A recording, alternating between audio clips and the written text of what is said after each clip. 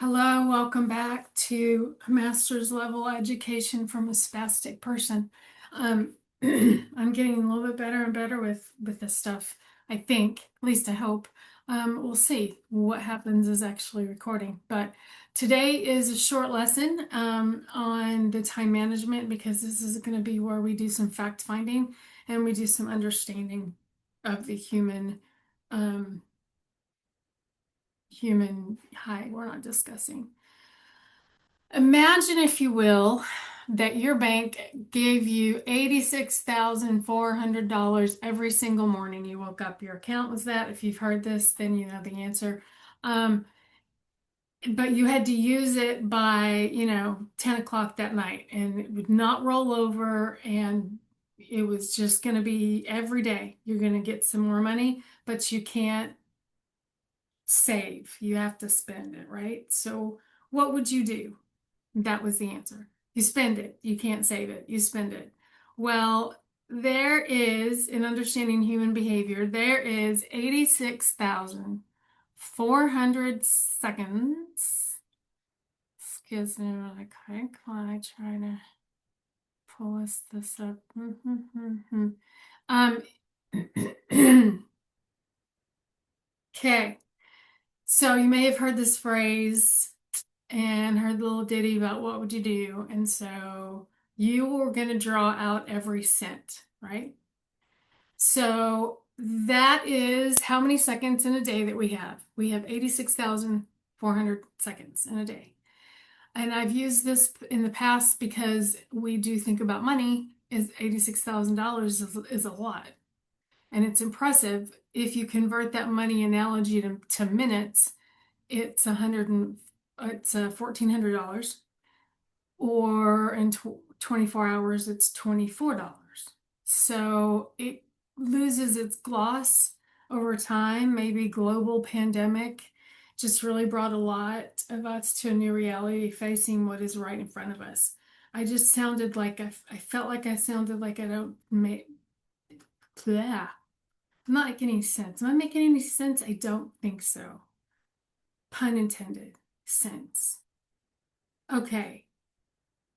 That's how much time you have every day. How much of it are you actually using? How much are you wasting, and how much are you just letting you think you're saving, but you're not. So the cost to being disorganized, whether it's time, money, or your stuff. Clients that I've worked with, I have found up to $500 as we have physically gotten into organizing their offices and different things like that. If you spend 15 minutes a day searching for something, you could earn $20 an hour. That's costing you the $5 a day, or like $1,600 a year. Time is money. All right. So now let's understand ourselves and human behavior on a basic level.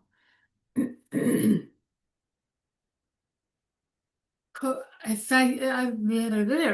maybe I am speaking in another language and just don't know it, but karoshi, I hope I spelled that or said that right, is translated literally as work over death. And it is a Japanese term that is related to occupational sudden mortality.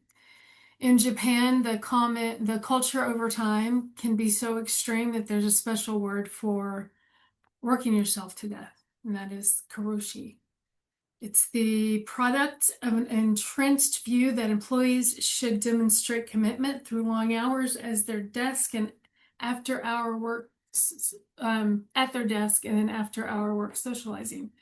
There have been a few high profile cases in the like this 131-year-old reporter at a public broadcaster who died of heart failure with her mobile phone in her hand after a month of 159 overtime hours with just 2 days off.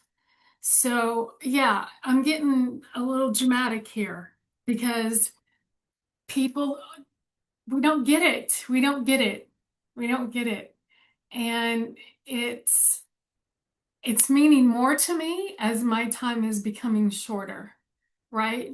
So, really, As you've heard before, nobody's ever been on their deathbed saying, dang, I wish I would have written more reports for that office.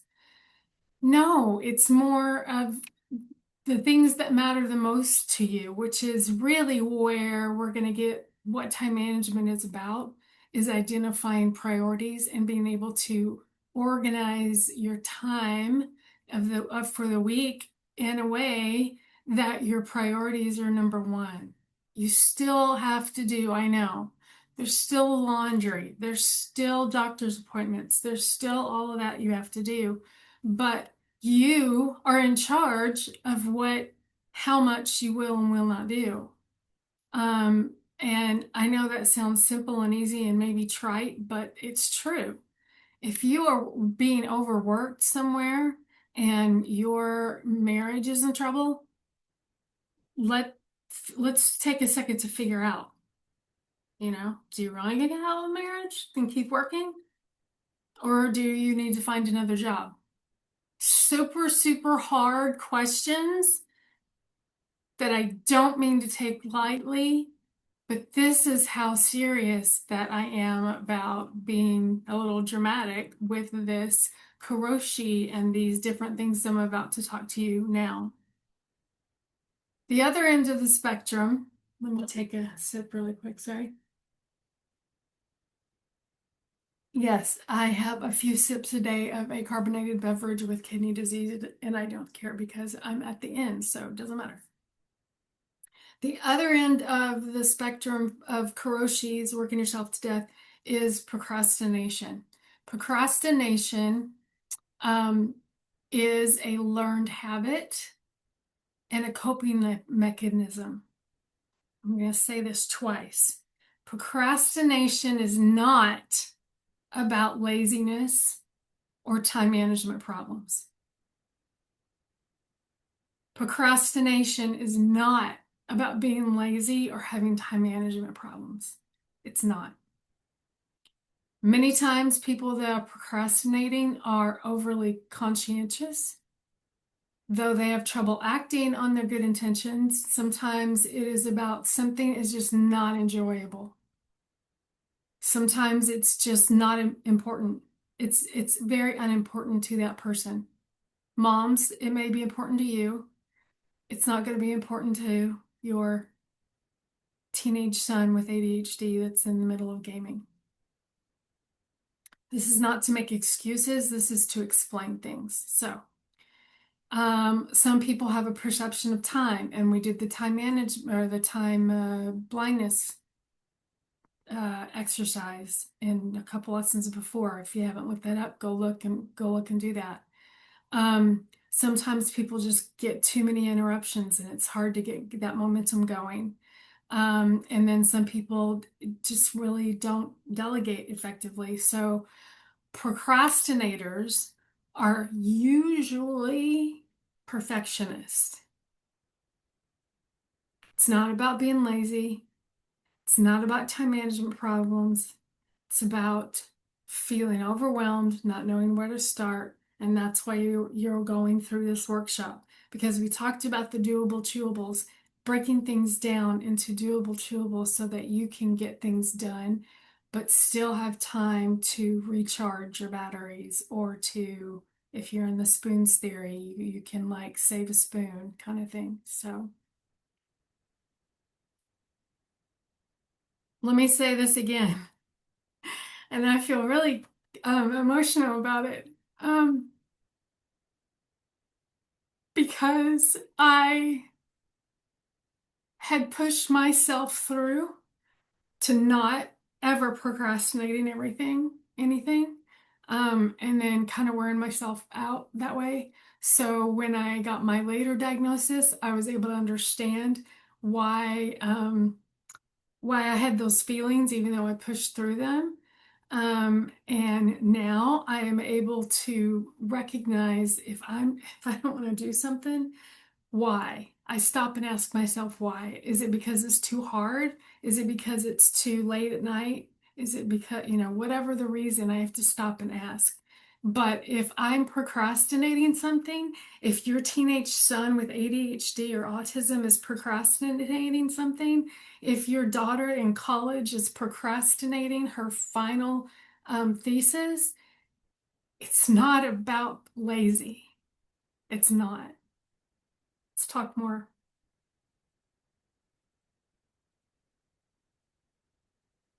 We have a hard time getting started, putting things off, not finishing things, right? It's because it's boring, it feels rigid, overwhelming, or distractions and interruptions throw off of the groove. Again, not about being lazy. Oh, hi, I'm supposed to put those up there. That's what all of these are. Whoops, hi, here we go. And then instant gratification. So, some of the real reasons that people procrastinate, besides what we just talked about, is that they have a habit of last minute work. To experience a rush of euphoria at seemingly having overcome the odds. Okay, this is all science, well, psychology science. Okay, I know it's not like math science, it's soft science. However, very typically, this is what scientists, researchers in psychology have figured out that some people who are already low on dopamine like that rush at the end. The daughter that I have that I used to think procrastinated that term paper until the very end. I understand now she gets that rush, and that rush is where her intelligence and her brilliance shine through. And so once I learned that about myself and then her, I was able to really experience like, oh boy, she's not turning this thing in until 11:59 p.m. But she ends up taking state with a essay or something like it's not me going, "Ooh, I'm such a great mom." I'm talking about this situation of why we procrastinate sometimes. So if you're in the habit and because you're getting a payoff, then it works. So here's what happens a little bit more. You have something to do and you start thinking about it and you start to feel tense or anxious. Obviously, tackling it would solve the uneasiness you feel, but it's much easier to put it off, promising yourself that you'll get to it soon. That decision brings instant relief, but that relief is short-lived because you'll face it over and over and over again. And so you start feeling worse and worse about it, and then there's no relief at all. So that's another way that we can look at it. And while everyone may procrastinate, not everyone is a procrastinator. As soon as someone starts working to achieve a reward or avoid a punishment, any possibility of intrinsic motivation will be nullified. That made me sound really smart, didn't it? Are you capable? Do you believe in yourself? Do you have a desire? And then all of these things that I did borrow from somewhere. Yes, you can see it up right underneath why you might procrastinate. That I borrowed from that person on Instagram. So totally not stealing, borrowing. You got the credit. You made that. Um, but all of us, whether you're neurodivergent or not, want a reward or to avoid a punishment. And so that's kind of how we motivate. That's how we work in this life. I took a class for my bachelor's called Motivation, Human Motivation. And I took this class and it was like a 400 level class. And at the end, it was people just want a reward or they want to avoid punishment. But I had to sit and I had to do papers every week and I had to take tests and I had to do all this stuff just to find out that the answer is people are motivated by rewards and achievements or to avoid punishment. They could have said that in one slide, given me an A, and I could have been out the door. But no, that's not how that happened. So, feeling a little bit passionate about this today. Examine expectations of yourself and others. For instance, in my way that I was doing it, I would be had been on that paper 2 weeks before it was due. I don't remember what it was exactly, but it's a true story that my middle daughter, who has a degree in writing now, had turned in an essay maybe at 11:59, the day it was the day it was due, and she ended up coming in state, and then I think third in the nation. If that is wrong, somebody can get on here and tell me in the comments. But our approaches were different. But if I had expected her to start that 2 weeks before, we would have just had a cat fight. Which we kind of had a lot of cat fights with her growing up because I didn't understand. And I'm not going to go there with the whole mom guilt thing, because I didn't understand that's how she processed. So, examining expectations of ourselves and others, whether it's our time, our money, our space, or our emotional labor. This is a critical component in gaining a better management of your space, time, money, and mind. Goes a little hand in hand. Oh, so this goes a little hand in hand with, is it a problem? Is it? Are you, mom, staying up at all hours, pacing the floor, biting your fingernails that you just went to got a manicure because Johnny's is in his room at 11:30 at night writing that final paper that tells him whether or not he's going to graduate from high school? Whose expectations?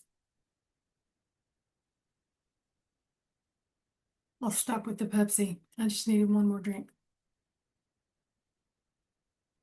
And my mouth moisturizers because that's not helpful.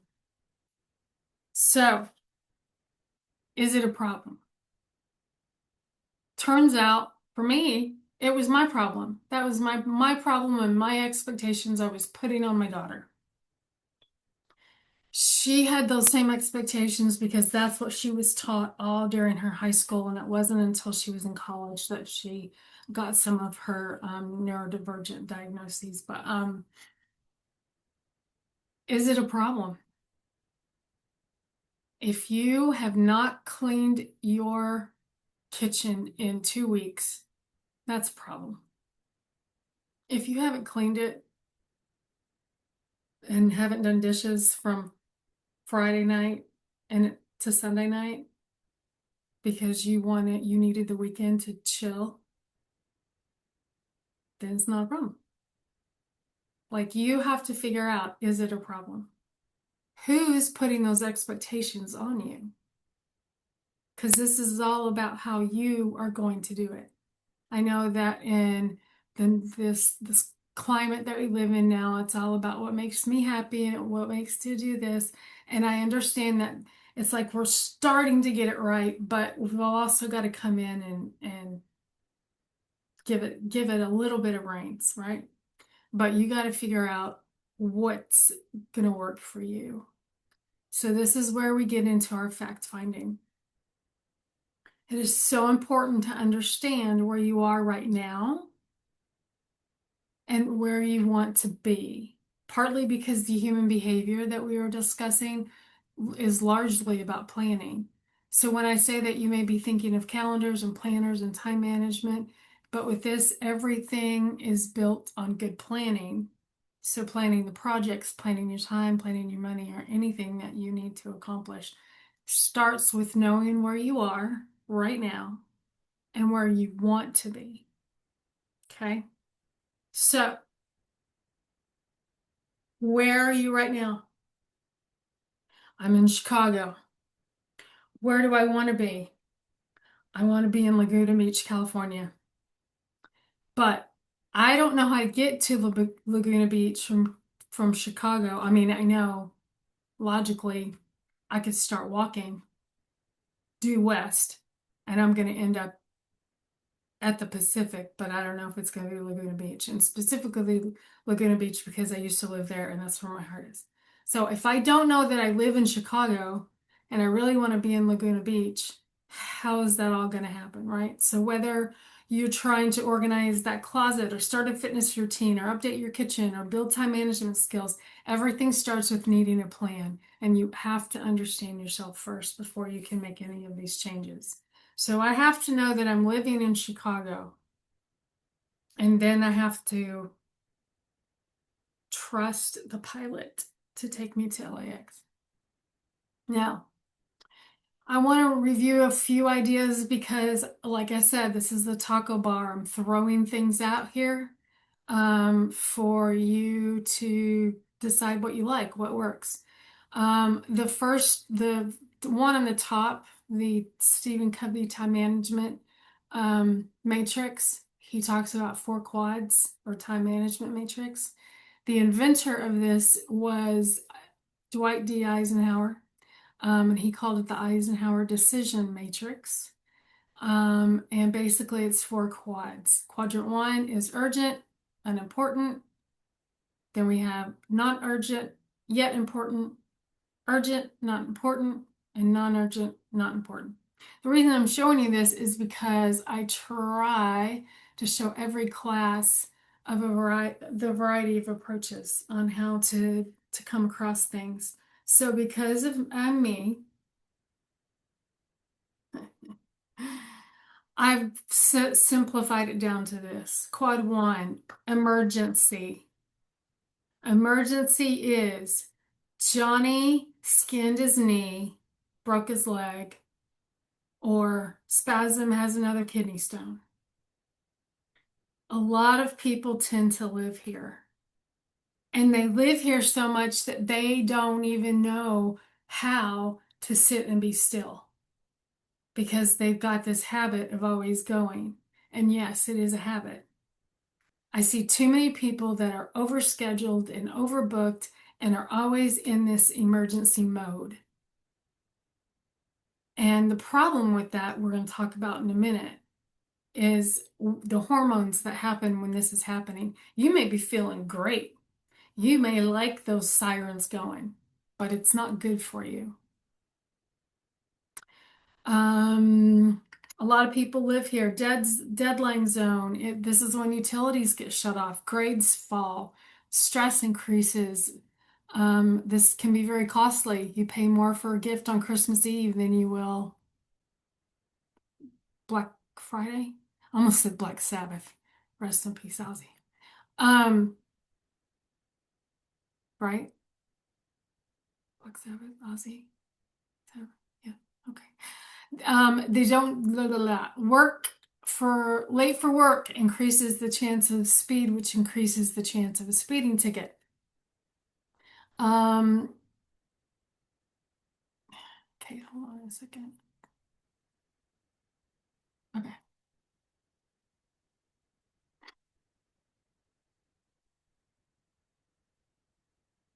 If you are living in quad one, you and I need to talk.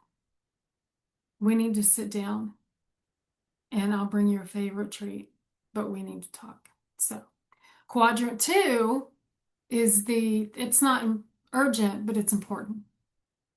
So this is where you want to live. You want to live with that balance. And what I love about that is that I'm a Libra, so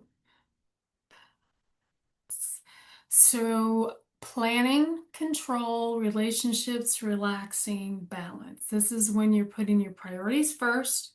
You're ahead of the things so that if you do get a kidney stone and spend a day in the ER, those other things do not get behind and suffer. You're in control, you're in balance. What's most important is where you're spending most of your time. Um, so yeah, you kind of want to be ahead a little bit so that if you do have emergencies, everything stops and you take care of that emergency. So, quad three is urgent but not important. And this is another place where I see a whole lot of people living their lives. And this is a lot of times people that don't delegate. Um, it's like a squirrel. There's a squirrel. So you get a phone call while you're on your date. Squirrel, distraction, you pick it up. Most of the time, it can be others putting you in this position. For my college age daughter in this group project, Quad Key, hinging on something or something else, it's disruptive to your priorities. And I don't know why I wrote that about my daughter in the group project. Oh, it's when oh, that's it. Yeah, those of you in college and you have to do group projects. Yeah, yeah, yeah. Just ignore this because it doesn't matter because you're going to have that person that's always in quad four, and then you're going to have that person that's in quad one. And very few people, the quiet ones, are in quad two. So quad three is you've made it urgent, but it's not important. It is not important. Quad four is where it's not urgent and it's not important. And listen, it's about balance. There are times where you do need just to Netflix chill, man. But it's a good way to think about it is the sand. This quad is important and you need downtime and you need chill time. But if you're spending 20 hours a day gaming, again, let's have a talk. I want to help. I really do. So you want to be quad two. So if, if the emergency happens, other things are not left burning on the stove. If you do have to leave for an emergency room, take your stuff off the stove first. Just a little, yeah, okay. So where are you today? Are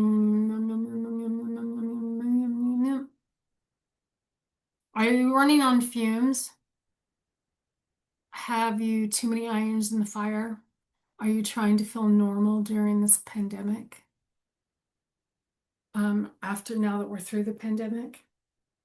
But that isn't that such an interesting thing? It was like we were, and then pandemic happens, and then it's there are some people, I will brag, I know them personally, my family. Um, we were really digging the COVID shutdown thing. First of all, we were forced to, so that quad three happened because my husband had brought it home the day before they closed the borders. Um, and so he brought COVID home, either from Barcelona or from JFK because he said it was pretty crazy. So anyway, all of us were forced to have, and we didn't know how long we should, you know, hole up or whatever, but we had people dropping stuff off at our door and all that stuff. So that wasn't our fault. But once we got through being sick and then we other places started like, delivering and things like that, things were quiet and they were nice. Really? They were just quiet. Do you feel the difference versus quiet? And even when you say the word quiet quietly, pay attention to how you're feeling inside. Because I just went, ooh, and then I'm calming myself back down. Okay. Stress and the body. What stress does to your body? Different systems get affected by it. These are the things that happen, the nervous system. And I think this is a lot where a lot of really good therapists and psychologists that are on social media that are posting about things and teaching people and therapists that are teaching their clients about self-regulation. It's talking about the nervous system and how I never thought about that growing up, that like, being on the back of the motorcycle and going 5,000 miles an hour without a helmet with my cousin was like, an adrenaline rush. But then we come back and we would be instantly bored. It's because we took our nervous system into this, you gonna do it again. And then we, and then we get back and we're like, but our nervous systems haven't caught up yet to calm down, right? So you get stressed out, your memory, learning, depression increases, cortisol. We're going to talk about cortisol big time. Blood sugar increases. Even your airflow, your respiratory system gets impacted. It's crazy. Um, Cardiovascularly, we know the heart with stress happens, and your immune system, um, even reproductive. A lot of times they'll tell couples that are trying to conceive, go on a cruise, go relax, and see if that helps. Of course, it's not the case with everybody, but that's some of the doctor's first points. It's just if they're not finding anything initially, they're like, go relax. So, all of this stress does all of the things that you're seeing on the screen right now.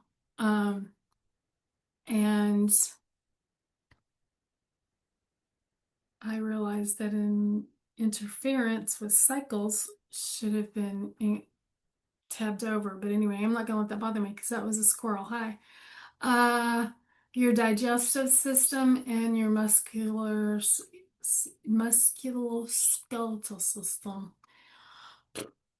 So that's what it does. Now, the law of mass is something about speed of light. That's all I heard. Is the faster you go, the slower you're really moving and the heavier that you get. That's for real. That's real. That's like hard science right there. The faster you go, the slower you are really moving and the heavier that you get. Think about that for a minute because I'm in the middle of. All right. Stress, cortisol. I don't have a specific lesson about cortisol itself, but cortisol is a hormone that was given to us by Mother Nature that says if you get up in the morning and go to your cave door and there's a lion getting ready to eat you, you're gonna, the stress hormone is actually kind of a protective thing. We don't live like that anymore, but we've created our own lions at the door. And as we continue to stay in that quad one, the emergency lights all the time, it can increase our cortisol. And even if you're in that bottom one, if you're in that Netflix chill 30 hours or whatever, then you're sitting there and you're thinking about everything that you're not doing because you spent way too long. And it's just about really becoming aware of your body too, because I can tell when I'm done. I can tell when I'm done recording these things. I can tell when I'm done even sometimes I'll start watching a movie. I started watching the lady in the yard or something. I was like, okay, and then I just turned it off. Yep. No diss to the actors. The actors are phenomenal. But I just don't get scared with movies. Don't scare me. People scare me, but movies don't scare me. So anyway, all of these things, let's keep the cortisol down. Can we do that? So here is what your assignments are for this. Before we do our actual time management, is you have to have some homework. You've got to do some writing exercises. In addition to tracking your time, do the little time blindness test and see. Do some writing. One, I want you to write about your dream vacation, but only like one day of a dream. getaway. What does that look like? From waking up until you go to bed. Where are you? What things you dream of doing to fill that day? Okay. So that might only be a paragraph or so. Second thing I want you to write about is a perfect day in your current life. You wake up and this is what you want if your life right now were perfect. You go through a typical day in your life, but what would make it perfect? For me, I wake up rested. I get a few good minutes to meditate and pray. Then I get a good workout, a nice breakfast, a hot shower, ready for the day. I'm able to attend to my adult kids. I'm productive at work. I remember to eat lunch. Not kidding. I get some fresh air. I really try to help people and serve where I can. Then I wrap up my day so that I can make a healthy dinner and practice the piano, and then spend the evening having dinner with my husband and winding down with some social media or Netflix, and then hop into a nicely made bed, read, and fall asleep in 2 minutes. You have a third option, which is a eulogy. That may be horrific for some of you to think about. Skip it if you don't. But if you really want to dive into this with me on the next lesson, then let's do it. Let's skip in to, let me go back. Sorry. Let's skip it. You can skip it, but if you really want to write it out to see what